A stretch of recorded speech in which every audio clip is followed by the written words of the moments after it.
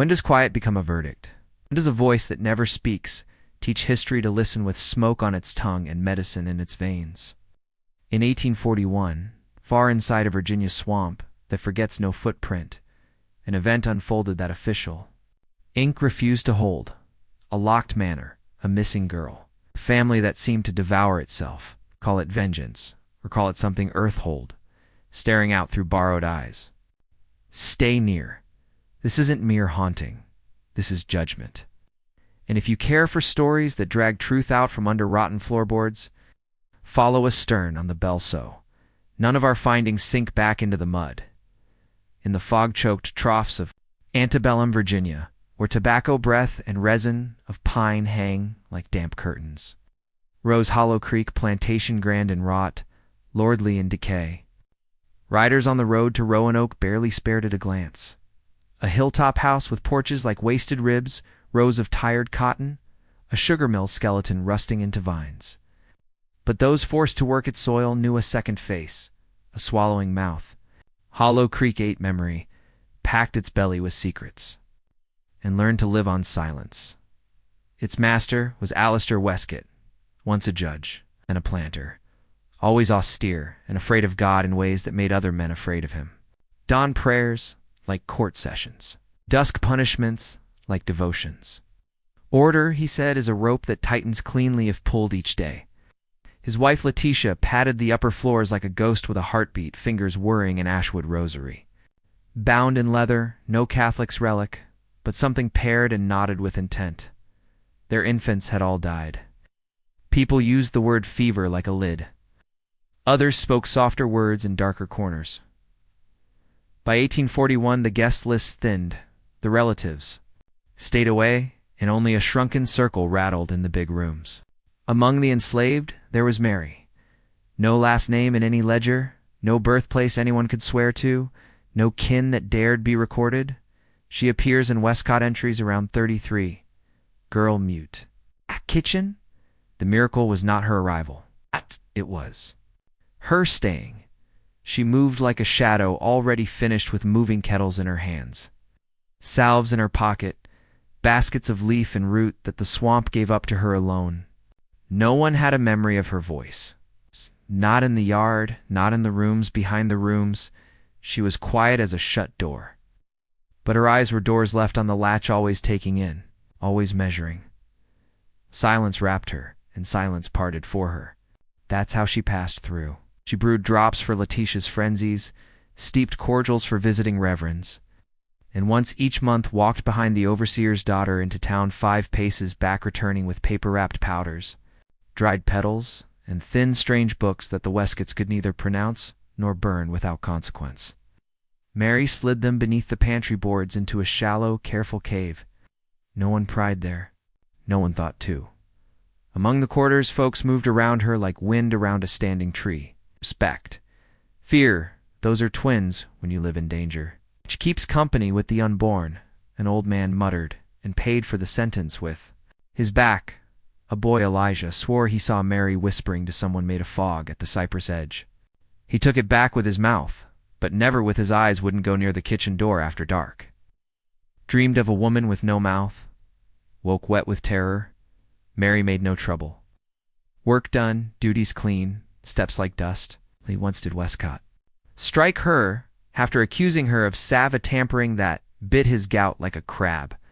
She did not blink. She did not bleed words.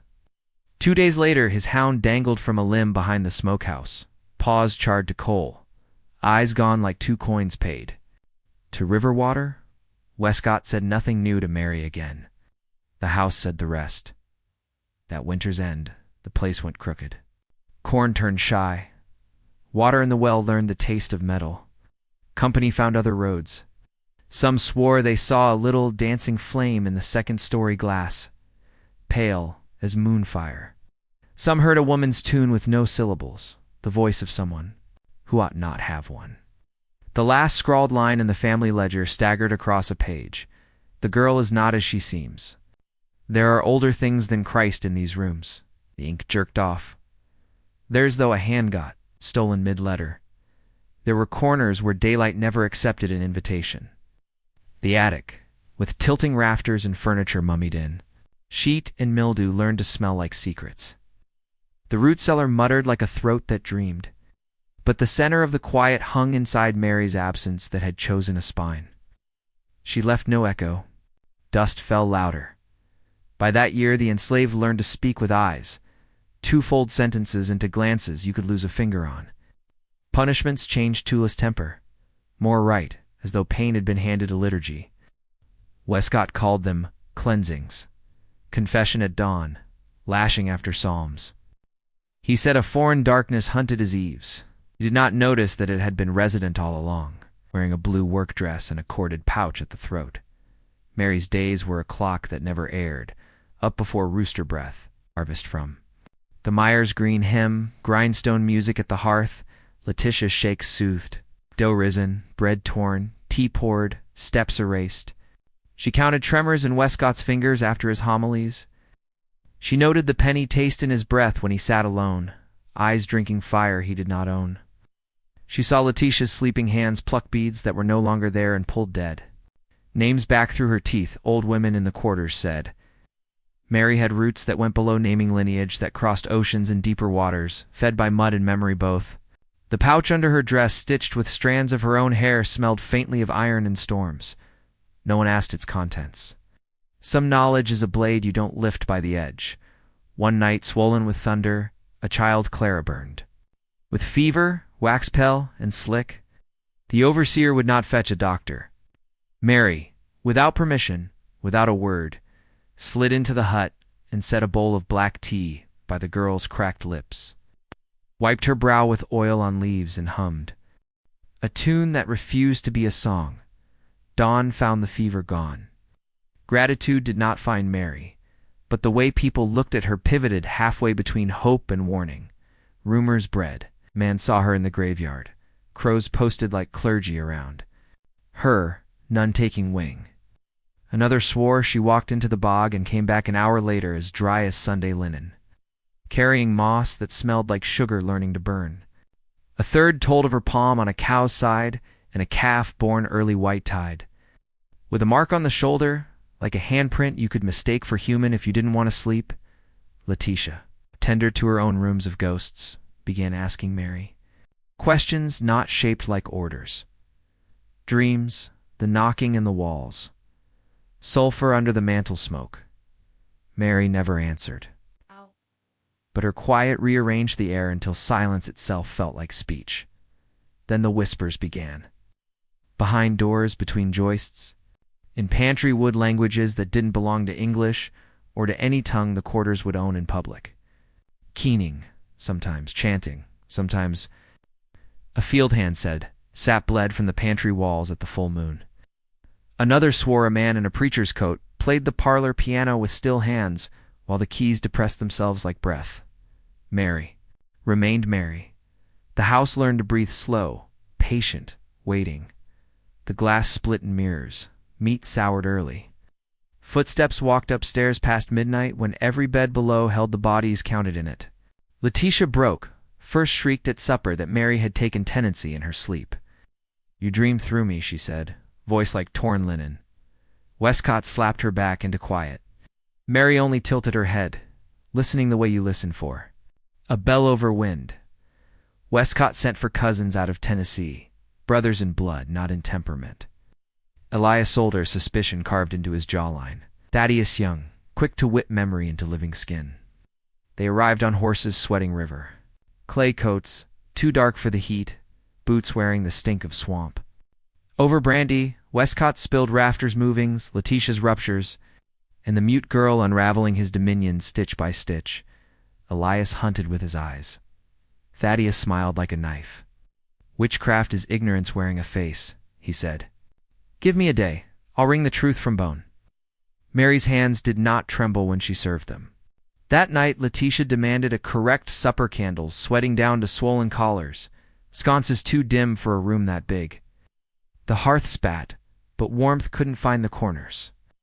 Mary set the table like an altar, roast duck, cornbread, carrots, glazed to a mirror, and a tea, none of them knew the scent braided from chamomile, clove, bloodroot, and a fourth thing that did not introduce itself. Cups filled, throats answered. The talk went unkind. Elias mentioned a preacher found strung from his own church beams, stitches sealing his eyes with horsehair. Thaddeus told of a runaway who allegedly cursed an entire house before they burned her. Weeks later, the family died in their beds wearing expressions like broken masks. Fear, Thaddeus said, is a farm where fools grow. Letitia stared at the far wall as if it had finally spoken its name. Westcott's knuckles blanched against the silver knife. Mary stood behind all service. No body. The coughing arrived in a small dress. Letitia first velvet soft into a cloth napkin. Elias next, deeper, then red at his lip corner. Thaddeus lifted to speak, missed his footing, gripped the table, the way a drowning man grips the last lie. Westcott tried to rise. His joints forgot how. Panic blew out the candles until the room shone mean. Letitia folded sideways, mouth shaping a name that did not belong to this house. Elias crashed into a decanter. Thaddeus snatched for his pistol. It bit the air without fire. Mary was gone from the room without crossing the door. Locks took interest. In themselves, door bolts slid like thinking metal. Windows sealed in a house that didn't have that kind of carpenter. The fire climbed the paper like a lesson it had been waiting to teach. Upstairs, keys depressed in the piano with the same "Slow him," Mary had hummed into Clara's fever. Westcott crawled for the front. The bar had moved across like a soldier. Smoke slid up through the boards, sweet and bitter and copper at once. Elias clawed his own throat. Thaddeus called for bullets that would not arrive. Outside, the quarters saw only a tender glow in the ass. Big house windows, the kind you mistake for lamplight if you want to live till morning. No one ran to help. At the swamp's hem, a figure watched plain dress, hands at her sides, eyes full of light that wasn't hers. Some said a smile, said a disappearance. The music didn't care what anyone said. The house learned to burn with manners. Paneling near the hearth hissed like a snake you'd stepped on gently. Ow. Flames slipped across the ceiling with elegance, parted around the chandelier, respected a portrait, ate another.